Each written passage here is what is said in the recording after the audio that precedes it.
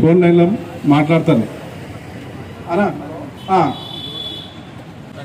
అప్పుడు దీక్షా శిబిరంలో ఉన్నటువంటి న్యాయవాదులకు అందరికీ నమస్కారం.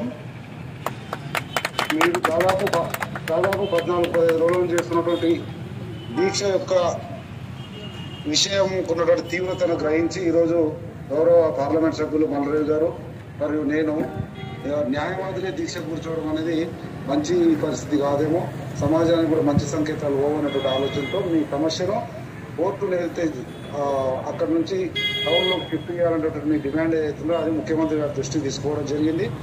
ముఖ్యమంత్రి గారు కూడా సానుకూలంగా స్పందించారు. ఇమ్మీడియట్గా డిస్ట్రిక్ట్ కలెక్టర్ గారికి గౌరవ పార్లమెంట్ సభ్యులు మల్లారెడ్డి గారు మరియు నేను ఏఎస్ సెక్రటరీగా ఇద్దరు కూడా లెటర్స్ ఇచ్చాము. ఆ లెటర్స్కు సంబంధిత ఎన్క్లోజర్స్ ఏవైతే ఉంటాయో శాంక్షన్ అయింది, దాని తర్వాత ఎన్హాన్స్మెంట్, తర్వాత అక్కడ ల్యాండ్ ఉంది అన్నది, తర్వాత మీ బార్ కౌన్సిల్ రిప్రజెంటేషన్ అన్నీ కూడా ఇంక్లూడ్ చేసి ఇవ్వడం జరిగింది. ముఖ్యమంత్రి గారు కూడా పాజిటివ్గా స్పందించారు. దానికి సానుకూలమైనటువంటి స్పందన గౌరవ ముఖ్యమంత్రి ద్వారా వచ్చింది కనుక వెంటనే దీక్ష విరమించండి. నూతన సంవత్సరంలో అడుగుతున్నారు. ఇది నూతన సంవత్సరంలో మీకు వచ్చినటువంటి శుభవార్తగా భావించి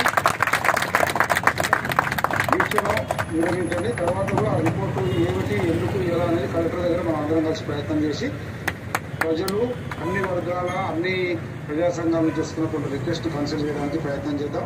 అన్నిటికీ పెద్దలు మల్లారెడ్డి గారు ఉంటారు, వారు ఇనిషియేటివ్ తీసుకొని ముందుకు పోతారు, మీరు అనుకున్నది సాధించడానికి ప్రయత్నం చేస్తారని చెప్పి తెలియజేస్తా ఉన్నా. ఇప్పుడు అందరికీ మరొకసారి నమస్కారం, నూతన సంవత్సర శుభాకాంక్షలు తెలియజేస్తూ